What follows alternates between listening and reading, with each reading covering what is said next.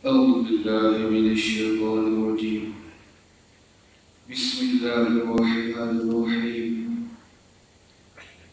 الحمد لله رب العالمين وبه نستعين على أمور الدنيا والدين.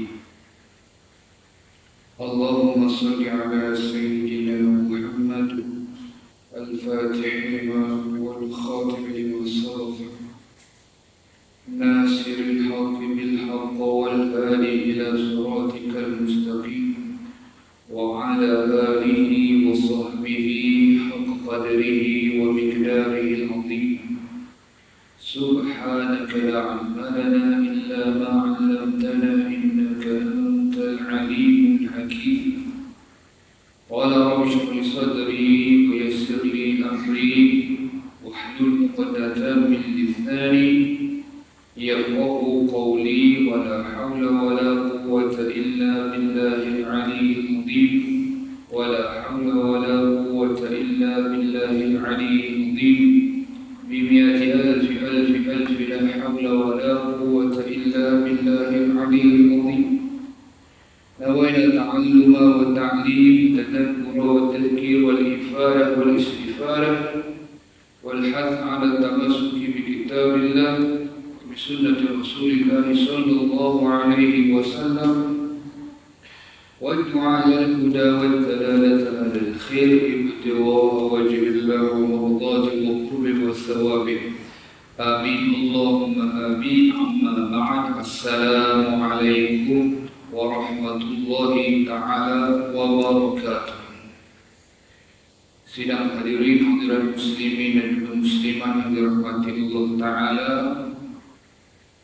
wabil khusus jamaah Masjid Al-Mujahidin, syukur kehadirat Allah Subhanahu wa Ta'ala dapat sama-sama kita berkumpul pada malam ini, dan insyaAllah Ta'ala moga-moga Allah Ta'ala senantiasa kekalkan kita di dalam keadaan sebagai hamba Allah Ta'ala yang beriman lagi bertakwa, berada di tempat-tempat yang Allah Ta'ala cinta, dan kita senantiasa dalam kebaikan, dan mudah-mudahan terhindar dari maksiat, dan mudah-mudahan kita dikurniakan Allah umur yang panjang dalam ketaatan dan mati di dalam kesudahan yang baik, bil husnil khatimah bil khair wal lutfi wal afiyah. Amin ya rabbal alamin. Okey, kita akan sambung balik pengajian kita di dalam kitab Sifat 20 ini, pelajaran tauhid, iaitu pada huraian sifat baqa. Pada kuliah yang lepas kita telah pun telusuri mengenai sifat qidam Allah Subhanahu wa Ta'ala. Betul? Jadi kita masuk kepada sifat baqa. Baik, qala musannifu rahimahullah wa nafa'ana bi 'ulumihi fi daril amin. Huraian sifat baqa. Kata pengarang, sifat wajib yang ketiga bagi Allah artinya kekal. Baik, catatan bagi yang mencatat atau nak memahami mengenainya adalah kekal yang dimaksudkan ini adalah kekal yang hakiki. Kekal yang hakiki. Kerana kekalnya dulu, satu kekal yang hakiki yang disebut, yang kedua kekal yang aradi, iaitu ada external factor di situ. Bila sebut hakiki itu mana yang benar-benar, apa nama, kekal yang benar-benar, sebenar-benar kekal. Sebagaimana kita pelajari dalam bab wujud terlebih dahulu, Allah apa nama, wujud yang hakiki, sebenar-benar wujud, di mana yang disebut sebenar-benar wujud itu iaitu Allah yang wujud, tiada mula bagi kewujudan dia dan tiada akhir bagi kewujudan. Ini kita nak masuk ni, baru kita nak masuk yang disebutkan Allah yang bersifat dengan baqa. Baik, kata pengarang sifat wajib yang ketiga. Bila sebut wajib bagi Allah adalah wajib pada akal. Apa makna wajib pada akal? akal kita tak boleh terima ketiadaannya. Contoh nak faham kan? Masa kita belajar bab kidam kan bulan lepas, kita kuliah kita Ahad minggu pertama dengan diri Allah kalau panjang umur kita. Jadi bulan lepas kita belajar kidam. Allah tak ada mula. Jadi akal kita yang keras tak boleh terima Allah tu ada mula. Sebab jika ada mula, pasti ada yang memulakan. Dan kalau ada yang memulakan, dia jadi satu yang disebut dalam kuliah lepas ad-dawr wa tasalsul. Dia berpusing macam bulatan ataupun sambung, tak ada kesudahan. Dan kalau ada mula, kita pun sedia maklum. Pastilah dia makhluk. Kerana makhluk sesuatu yang diciptakan. Maksud diciptakan itu diciptakan oleh Allah sudah barang tentunya. Dan ada mula, pasti ada pencipta. Sedangkan Allah tiada mula. Di sini mula kita masuk dalam bab baqa, yakni kewujudan Allah itu tiada kesudahan. Makna tidak binasa. Tadi kita sebutkan akal kita tak boleh terima Tuhan itu binasa. Tak boleh terima. Sebab kalau binasa itu bukan Tuhan. Kita dah belajar dalam bab sifat wujud hari itu 2 bulan lepas. Kita masuk bab sifat wujud.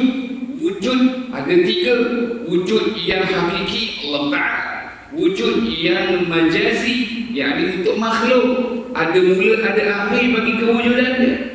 Yang ketiga, wujud yang aradi, yakni wujud yang ada mula tetapi tak ada akhir, yakni 10 perkara yang Allah kekalkan: syurga, neraka, arash, kursi, lauh mahfuz, qalam, roh, jasad para nabi, rasul, jasad para syuhada, dan tulang najmus zanam. Itu 10 perkara yang Allah kekalkan. Wujudnya wujud yang aradi. Kalau kita ni makhluk, wujud yang majazi, bukan hak sebenar kerana ada mula ada akhir. Allah hakiki, wujud yang zati, wujud yang sebenar-benar, hakikatul wujud. Masuk kita dalam bab baqa ini, lagi kita nak memahami ini. Tengok, kita wajib percaya kita ni siapa? Mukallaf. Kita siapa? Mukallaf. Makna apa mukallaf? Kita beritahu pada kuliah yang lepas, iaitu golongan yang dibebankan hukum syarak ke atasnya, terdiri daripada 2 golongan, jin dan juga manusia. Allah berfirman, wa ma khalaqtu jinna wal insa illa liya'budun, sebagai dalilnya. Juga dalam ayat Al-Quran yang lain yang berbunyi apa dia? La yukallifullahu nafsan illa wus'aha. Ini dalil tentang. Jangan kita sanggah memang ada di dalam Al-Quran berkenaan dengan ini. Jin manusia dibebankan hukum syarak ke atas. Sebab itu sebut la yukallifullahu nafsan illa wus'aha. Kalau dia gila, tak diwajibkan solat. Kalau dia belum balik, tak diwajibkan solat. Dulu Prof saya duk teringat macam mana kan masa kita kecil-kecil dulu kan, kenapa kita apa nama berwudu kan, kita perlu niat dengan nama itu Prof al-Hadath. Yalah, masa kecil memang kita macam itulah. Ada kalanya sampai ke besar kita bawa nama itu Prof al-Hadath. Tak ada masalah. Cumanya kalau kita belajar, walaupun hari ini kita ngaji tauhid, kita sentuh sikit fiqh. Jadi dalam berwudu, bagi budak-budak yang belum balik, kalau dia niat nama itu fardhu wudu, tak sah niat dia kalau dia berniat seumpama. Sebab itu budak-budak belum balik dia niat nama itu rafal hadas. Tapi contoh macam tadi, ini saya kita pergi toilet, lepas tu kita ambil wudu tu sebab pergi toilet. Tapi kalau ada orang yang dia wudu dia tak batal lagi, contoh wudu si A ni tak batal lagi, tapi dia bagi tajdid dulu, dia perbaharui wuduk dia. Sedang dia tak guna pun wuduk dia sama sekali untuk solat rakaatain khafifatain. Sekurang-kurang solat 2 rakaat kan. Dia tak buat langsung. Tiba-tiba dia pergi perbaharui wuduk. Apa hukum dia? Di sini ulama bahas. Ya. Hukum dia makruh. Kalau dia perbaharui lepas dia dah gunakan, contoh dia tak pergi, tak ada masalah sunnah. Tetapi dia ada satu iskal, iaitu apa dia? Iaitu bila dia niat nawaitu raf'al hadath. Sedangkan hadas dia terangkat ke tidak? Dia belum terangkat hadas lagi. Dia masih ada wuduk. Ini khilaf antara Imam Ibn Hajar dan Imam Ramli. Sah ke niat dia tu kalau dia niat raf'al hadath? Justru nak keluar daripada khilaf disebut niat seumpama seperti nawaitu fardhu wudu. Nampak tak? Punya masa kecil dulu yang punya kalau niat fardhu wudu dia belum lagi apa dia wajib untuk berwudu, untuk bersolat, tapi boleh je, sah je. Nampak tak? Subhanallah. Sama juga orang yang mengalami salisul baul, kencing tak tus, menitis, dan dalam senantiasa dalam keadaan danimul hadath, dia tak boleh niat nawaitu raf'al hadath. Sebab apa? Sebab dia dalam keadaan senantiasa berhadath. Justru apa dia punya solution? Solution dia adalah dia kena niat apa dia? Allahumma shalli ala sayyidina Muhammad, tunggu adzan, kemudian dia istijab, dan kemudian tutup, kemudian baru dia berwuduk dengan niat nawaitu istibahatis solat. Nampak tak? Nampak simple dia macam ni. Ada orang yang mengalami masalah wa'iyyazubillah, apa nama, kencing meleleh itu dalam keadaan senantiasa dia berniat dengan niat raf'al hadath. Sah ke? Tak sah dia punya niat dan tak sah dia punya solat. Ini saya sekadar beritahu sedikit kait dengan mukallaf. Ini apa kait dia mukallaf? Berakal, kalau orang gila nak suruh dia sembahyang, dan yang belum balik tak diwajibkan sembahyang. Cuma apa? Janganlah tak suruh dia sembahyang, sebab Nabi sudah pesan umur 7 tahun, umur 10 tahun dah boleh rotan. Kenapa 7 minggu sebelum? Ini Nabi SAW takkan beritahu benda tak ada. Semua Nabi beritahu apa dia? Apa nama? Wa ma yantiqu 'anil hawa in huwa illa wahyu yuha. So Nabi dan tidak berkata-kata Nabi itu menurut hawa nafsunya. Apa yang dikatakan semuanya adalah wahyu dia, diwahyukan kepada dia. Kita tengok Imam Syafi'i punya kajian, dan dalam mata kita Syafi'i, seorang kanak-kanak boleh balik umur berapa? Seorang kanak-kanak boleh balik umur berapa ni? Jangan cakap 18, jangan cakap 17, pas SPM dah. Seorang kanak-kanak boleh balik 18 bahagi dengan 2, seawal usia 9 tahun. Hijrah, kena kira ikut hijrah. Sebab perbezaan dalam setahun itu lebih kurang 11 hari. Kalau 10 tahun 110 hari. Kalau 30 tahun kurang lebih setahun. Kalau umur 60 tahun, umur sebenarnya 62 tahun. Kalau umur 90 tahun, punya usia dia 93 tahun. Kalau 120 tahun, 124 tahun. Ada perbezaan di situ. Alhamdulillah, bila kita kena tahu, memang kita kena tahu. Ini penting. Jadi kembali kepada kita persoalan kita tadi, bila kita mukallaf, kita mesti percaya. Kita tak minta kata wajib percaya. Siapa tu? Mukallaf lah, kita lah, yang terdiri daripada 2 golongan dan 4 ciri dia: berakal, balik, sempurna panca indera, dan sampai seruan dakwah Nabi Muhammad SAW ataupun Islam. Selesai. So kita masuk tak golongan ni? Ya, Tuan Haji, masuk. So kita kena include ourselves lah. Kita tak keluar daripada 4 golongan ni.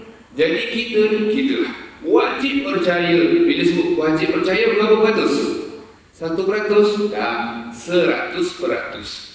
Yakin macam mana 100% tu? Dengan mengetahui, dengan ilmu dan beriktikad. Penting ni kita kena faham. Penting kita tahu, penting kita beriktikad, makna berpegangan di dalam hati. Ada tak orang tak beriman kepada Allah tapi dia mengucapkan 2 kalimah syahadah? Ada. Wa'iyyazubillah, itu munafik, kafir di dalam hati, wa'iyyazubillah. Tetapi zahir Islam, Kita tak nak begitu. Jadi sebab itu disebut beriman, yakin 100% ya, dengan mengetahui dengan ilmu dan beriktikad di dalam hati bahawa siapa? Bahawa apa? Bahawa Allah Subhanahu wa taala itu kekal selamanya dengan tiada kesudahan. Sebab itu bila sebut ta'rif kepada Allah, ya, disebut ibaratun 'an adamil al-akhiriyah lil wujud. Itu satu ibarat an adamil al-akhiriyah lil wujud. Satu ibarat, satu kefahaman yang menunjukkan tidak ada pengakhiran ataupun nisbahnya kesudahan bagi kewujudan Allah Subhanahu wa taala. Dalam arti kata lain apa dia? Allah kekal selama-lamanya, tak diakhiri dengan kematian maupun kebinasaan. Dalam arti kata lain apa dia? Al-baqa'u ba'da fana'i syai', yang kekal selepas lain-lain semua binasa. Batu bila mana Allah Ta'ala sebut dalam Quran, kullu man 'alaiha fan. Dekat ni lagi tak kita ada. Kullu man 'alaiha fan wa yabqa wajhu rabbika dzul jalali wal ikram. Tiap-tiap yang ada di langit dan di bumi itu akan binasa. Cuma bila kita belajar, ya, tiap-tiap yang ada tu pasti akan binasa, kecuali apa? Kecuali apa yang Allah Ta'ala kekalkan. Kalau tuan-tuan kalau tak keberatan, cuba buka pelajaran ke-17, kitab tuan-tuan tu kitab yang besar, saiz besar. Saya punya saiz kecil ni muka surat 35. Kemungkinan besar muka surat tuan-tuan 33 atau 32 macam tu. Tapi tajuk dia percayakan hari kemudian. Kalau jumpa tuan-tuan boleh beritahu saya. Kitab kita ni isi kandungan dia sama, tetapi sebab saiz berbeza, muka surat berbeza. Cari percayakan hari kemudian, percayakan hari kemudian, pelajaran ke-17. Nanti tuan-tuan akan jumpa di akhir pelajaran 17 itu ada ayat Al-Quran, wa nufikha fis suri fasa'iqa. Jumpa tak? Tuan-tuan akan jumpa pelajaran ke-17, tajuk dia percayakan hari kemudian. Tuan-tuan akan jumpa ayat Al-Quran surah Al-Zumar. Kalau jumpa beritahu saya, kongsikan kepada saya. Jumpa, dia mesti bawah 35. Sebab buku kecil 35, buku besar mungkin 33, 34, 30. Terima kasih. 30. Abang jumpa tak? Wa nufikha fis suri fasa'iqa. Betul tak? Man fis samawati wa ma fil ardi illa ma syaa Allah. Jumpa tak ayat tu? Okey. Dah jumpa ayat tu? Tengok. Sebab tu bila kita belajar, sebab tu masya-Allah tabarakallah, ya. Lagi banyak kita belajar, lagi kurang kita bertelakah. Apa maksud dia di sini? Lagi banyak kita tahu, kurang kita berseteru. Nampak? Sebab apa? Tuan-tuan perasan tak? Bila hadis selalu yang digembar-gemburkan, kullu bid'atin dhalalah. Tiap-tiap bid'ah itu sesat, dan sesat itu masuk neraka. Bila orang yang memahami dengan skop yang kecil, dia akan kata kullu dengan makna semua. Tapi cuba tuan-tuan tengok sendiri ayat yang dalam kita belajar bab Baqarah ni dalam Al-Quran, kullu man 'alaiha fan. Betul tak? Tiap-tiap sesuatu di langit dan bumi akan binasa. Cuba pula tengok kepada yang saya suruh tadi, yang abang tengok tadi muka 30, ya. Wa nufikha fis suri fasa'iqa ma fis samawati wa ma fil ardi illa ma syaa Allah. Bila ditiup sangkakala, mati semua makhluk di langit dan juga di bumi. Cuba tengok. Illa, nampak tak? Ada pengecualian tak di situ? Ada ataupun tidak pengecualian? Ada tak disebut melainkan? Ada tak tuan-tuan? Nampak tak? Melainkan. Jumpa tak? Ada di situ. Melainkan siapa-siapa yang dikehendaki oleh Allah. Sebagaimana yang disebut, yang kita faham daripada pengajian-pengajian tafsir mengenai ayat ini ataupun hadis-hadis yang berkaitan, bila tiupan sangkakala yang pertama, apa dia? Semuanya binasa, betul tak? Tapi ada pengecualian tak? Ada istisna, ada pengecualian. Siapa yang Allah tak binasakan pada tiupan sangkakala yang pertama? Jibril, Mikail, Israfil, Israel. Malaikat 4 lagi yang menanggung arasy Allah Ta'ala. Lepas tu Allah perintah malaikat Israel cabut nyawa satu-satu. Jibril, Mikail, Israfil, malaikat yang menanggung arasy. Kemudian Allah perintah malaikat Israel cabut nyawanya sendiri. Satu lagi riwayat Allah yang cabutnya nyawanya. Sebab itu dalam hadis disebut Israel mengatakan betapa sakitnya nyawa itu dicabut. Sekiranya aku mengetahui betapa sakit, kan disebut man la yazul tamyadri, barang siapa yang mengecapi, barang siapa yang tidak mengecapi, dia tidak merasai. Jadi bila Israel merasai perihnya cabut nyawa, dia kata sekiranya aku tahu, nescaya aku akan cabut nyawa orang beriman dia dengan selembut-lembut cabutan nyawa. Allah, sakit hanya orang yang meninggal saja, mati saja yang tahu. Di sini. Jadi pada ketika itulah kita dalam hadis kita, Allah Ta'ala bertanya. Allah Ta'ala ketika itu hanya Allah Ta'ala sahaja yang ada, yang Allah Subhanahu Wa Ta'ala yang Maha Kekal. Allah Ta'ala berfirman, di manakah raja-raja, di manakah pemimpin-pemimpin? Ada tak orang jawab? Tak ada. La ilaha illallah. Lalu Allah berkata, ana malikul muluk, akulah maharaja segala raja yang menguasai akan alam semesta segala sesuatu. Sebab itu tak ada yang kekal melainkan Allah. Betul? Di situ kita kena faham. Sebab itu bila ada perkataan kullu, dia ada istisna, dia ada pengecualian. Bukan kullu berkata semua dah. Kalau kita tengok ayat Al-Quran yang kita tunjukkan tadi, tuan-tuan dan puan-puan akan faham apa yang disebutkan. Supaya kenapa kita sebutkan yang begini? Supaya jelas. Bila ada anasir-anasir yang cuba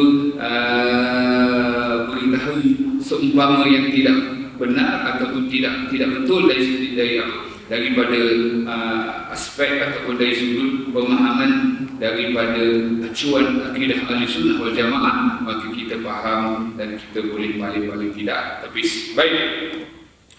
Kemudian disebutkan dalil akalnya ialah kalau Allah itu tidak kekal, nescaya dia akan binasa, dan kalau dia binasa tentulah ada yang membinasakannya. Kalau ada yang membinasakannya, maka tentu pula ada yang memulakannya.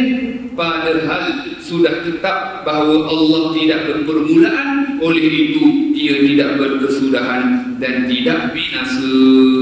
Jadi Al-Habib Abdullah bin Hamad Al-Jufri, dalam kitab beliau ini walaupun nipis, kecil saiz dia, tapi lengkap dengan dalil akli dan juga dalil naqli. Jelas. Beliau muatkan, beliau sebutkan sekiranya Allah tidak kekal, nescaya dia akan binasa, dan kalau binasa tentu ada yang membinasakannya, dan kalau ada yang membinasakannya, maka sudah tentulah ada yang memulakannya. Sedangkan kita dah belajar dan beriman tak? Yakin tak kita Allah tu tiada mula? Itu kaitannya. Itu kaitannya. Sebab itu kita dah sebut dalam kuliah lepas. Kalau ingat tuan-tuan, kalau tuan-tuan ingat, sebenarnya ini satu benda yang orang kata Masya Allah, Tabarakallah, fantastik lah kalau boleh faham benda ni. Fantastik, fantastiko lah. Kenapa kita sebutkan? Kerana kalau tuan-tuan dan kita semua boleh faham, dan orang yang sembah selain daripada Allah, kita bagi dia satu je bangku ini, Tuhan yang sebenar. Tuhan yang sebenar, kita sedia maklum, memiliki segala sifat kesempurnaan dan maha suci daripada sifat kekurangan. Itulah Allah, Tuhan yang sebenar. Kita tengok makhluk lah. Apa poin dia? Makhluk mula. Makhluk yang pertama ada mula, betul tak? Betul? Kemudian ia dicipta, betul atau tidak? Dan dia pasti binasa. Nampak? Itu poin tu jelas. Tapi poin ini lebih jelas kalau kita faham baik. Iaitu makhluk takkan kumpul dua ni sekaligus. Di sini. Makhluk selama-lamanya takkan jadi Tuhan. Sebab apa? Mereka duk sembah bahala, mereka duk sembah matahari, mereka duk sembah binatang, mereka duk sembah bulan, mereka duk sembah apa-apa benda. Sebenarnya makhluk itu selama-lama takkan jadi Tuhan. Sebab tuan-tuan ingat sampai mati kita, sampai kiamat kita ingat makhluk selama-lama takkan jadi Tuhan. Sebab tak boleh kumpul kidam dan bapa ni sekaligus. Boleh faham? Dia tak boleh kumpul. Sekiranya dia kekal sekalipun, seumpama 10 makhluk yang Allah kekalkan, dia ada mula tak asal muasal? Ada mula. Kita pula dahlah ada mula, pasti binasa. Jadi kalau ada orang mengaku macam Ayah Bin lah, kata dia mengaku di Tuhan, senang je, tak payah nak gaduh, tak payah nak ni. Memang repot lah pada jabatan agama kan, tak agama Muslim ke, untuk masalah. Tapi kita isbah gitu. Engkau mengaku Tuhan, makhluk selama-lama tak boleh kumpul dua sifat ni, kidam dan juga bakor. Siapa pun nak mengaku dia Tuhan. Sebab apa?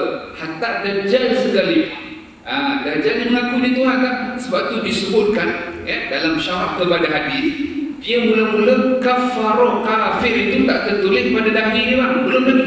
Bila dia mengaku jadi Tuhan, baru tertulis kafir di dahinya. Dan semua orang beriman, makmum putih sebab nama beriman, topik dia beriman. Siapa saja orang beriman, dia boleh baca walaupun buta huruf. Penting tak iman ni? Jangan main-main. Iman ni penting, level dia. Sebab walau dia buta huruf, dia boleh baca dengan izin Allah. Penting tak? Penting. Jadi kita mengaji, kata saja mengaji ni bukan mengisi masa apa? Antara maghrib isyak ada apa? Bila no, ni ada, ni ada, pasti ada. Apatah lagi di ilmu yang paling tinggi kedudukan dia, iaitu ilmu tauhid. Baik, boleh faham Jadi kalau dia kata, so kita kata tak mungkin berkumpul dua ini, kidam dan bakor, kepada yang kamu mengaku itu Tuhan, kerana tak boleh makhluk seumpama begitu. Sebab itu disebutkan, kita belajar, kalaulah sekiranya Allah itu binasa, pasti ada yang membinasakannya, dan kalau ada yang membinasakannya, pasti ada yang memulakannya. Sedangkan kita beriman tak Allah tak ada mula? Iya. Jadi apa kita kata? Tolak faham pemahaman sunnah. Kebinasaan yang mereka sembahkan itu semuanya binasa. Sebab itu kita banyak bersyukur kepada Allah. Kita sembah Allah yang maha kekal.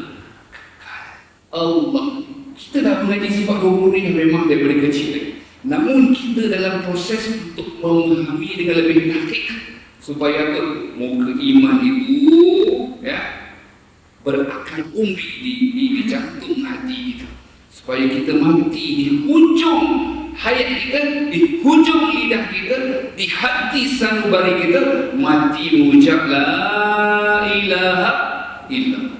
Allah yang maha kekal, Allah yang maha wujud, Allah yang maha sedia ada, Allah yang maha kekal. Baik, kita tengok dalil nakalnya ialah bila sebut nakalnya apa makna? Yakni daripada wahyu, ini Al-Quran dan hadis. Jangan tolak hadis kan? Jangan tolak Quran ya. Dulu kita pegang Al-Quran, hadis, ijma' dan juga qiyas. Itu pegangan kita mazhab Syafi'i. Ya. Jadi pegang Al-Quran, hadis, ijma' dan juga qiyas. Baik. Allah firman, "Kullu man 'alaiha fan wa yabqa wajhu rabbika dzul jalali wal ikram." Ini surah Ar-Rahman ayat 26 hingga 27. Ya. Setiap yang ada di bumi ini pasti akan binasa dan kekal zat Tuhanmu. Sebab itu bila sebut wa yabqa wajhu, bila sebut wajhu itu ditakwil dengan zat Allah Ta'ala. Jangan kita seperti set-set mujassimah yang menyamakan Allah, yang menjisimkan Allah, mengaku menyebutkan Allah Maha Suci daripada semua itu. Sebab nanti kita dah belajar dalam yang keempat nanti, iaitu apa dia Pak? Mukhalafatuhu lil hawadith. Sagi bulan depan insya-Allah. Prof bukan bulan depan, tahun depan insya-Allah. Tahun depan kita jumpa tahun depan insya-Allah, sebulan lagi sebulan lagi.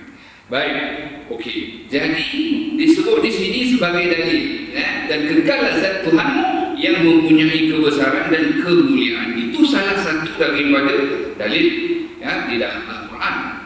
Juga kalau tuan-tuan perasan, cuba tengok pada muka surat sebelum dalam bab akidah. Perasan tak?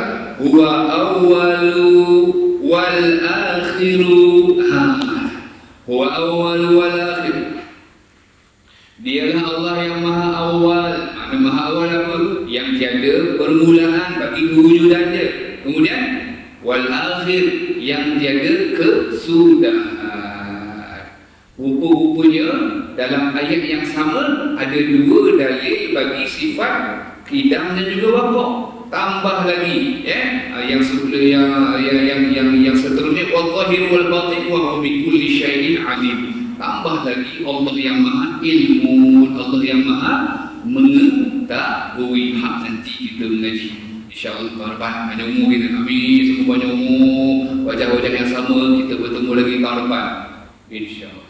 Okey, baik. Jadi itu ada dua dah ayat Al-Quran. Sebab tu kalau orang kata sifat 20 tak ada dalil, I'm sorry,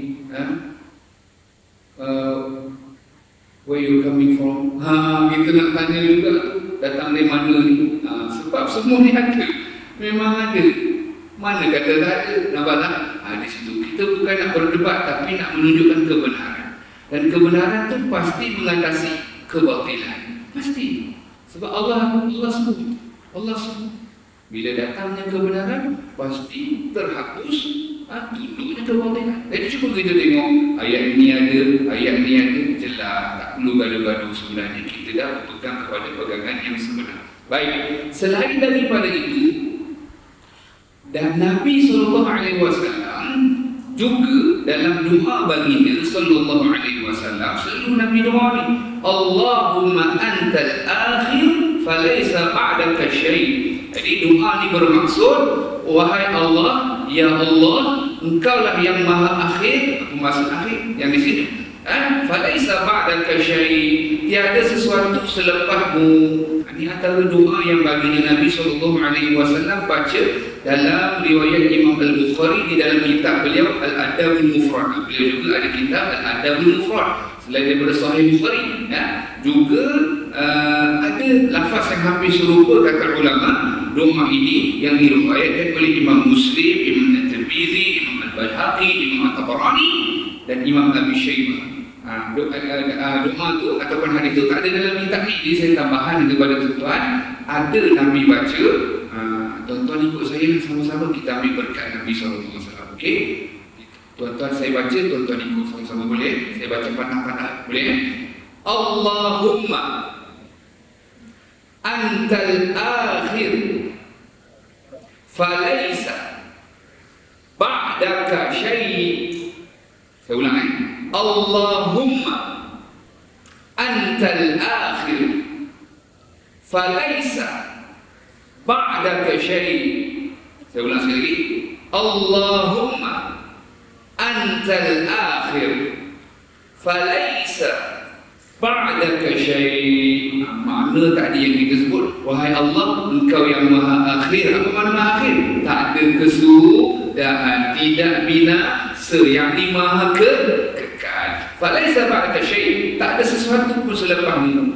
Jadi ulama ijma', ulama sepakat bahawasanya Allah bersifat dengan sifat baqa. Jadi baqanya Allah tu baqa yang mana? Kekal yang mana? Kekal yang hakiki. Yang selain yang tadi kita sebut 10 perkara yang Allah kekalkan tu, itu kekal yang aradi. Ada 10 perkara. Allahumma shalli ala sayyidina Muhammad. Dengan itu wajiblah bagi Allah bersifat dengan baqa, iaitu kekal, yakni sebenar-benar kekal, dan mustahil Allah Subhanahu wa taala bersifat dengan fana, iaitu biasa, iaitu binasa. Jadi ulama sebut lagi, bila kita bahas mengenai qidam dan juga baqo, kait dia dengan sifat wujud Allah Taala. Sebab tu kalau tuan-tuan perasan, kenapa susunan tu sebegitu? Susunan Allah wujud qidam baqo mukhalafatuhu lil hawadith. Tuan-tuan ingat saja-saja ke tak? Tengok kaitannya. Allah wujud sebenar-benar wujud. Apa itu ada sebenar-benar wujud? Yaitu Allah wujud tiada mula bagi wujudnya. Yaitu Allah juga kekal dalam kewujudannya, tidak binasa selama-lamanya. Itu makna ni. Baru kan mukhalafatuhu lil awadil, yang mana Allah tu yang wujud tak ada mula, tak ada akhir, yang tak sama dengan makhluk. Qiyamuhu bi nafsihi, Allah tidak berhajat kepada segala sesuatu. Allah berdiri dengan sendirinya, tak berhajat kepada sesuatu. Maha kaya Allah, Allah tak bergantung kepada sesuatu. Sebab tu kalau kita belajar, kita tengok ayat Al-Quran tadi, wa ma khalaqatul jinna wal insa illa liya'budun. Puasan tak? Kalau terjemahkan, hanya sahaja Allah Ta'ala itu tidak dijadikan jin dan juga manusia hanya sahaja untuk beribadah kepada Allah. Kalau orang belajar direct translation, dia kata, Tuhan perlu beribadah gitu. No.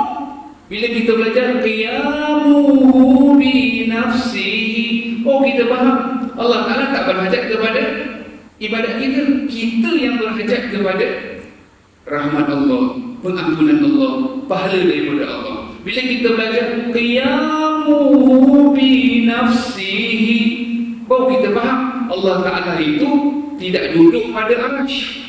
Sebab apa? Allah ciptakan arasy, makhluknya yang paling besar, namun Allah tak berhajat kepada arasy. Sebab apa?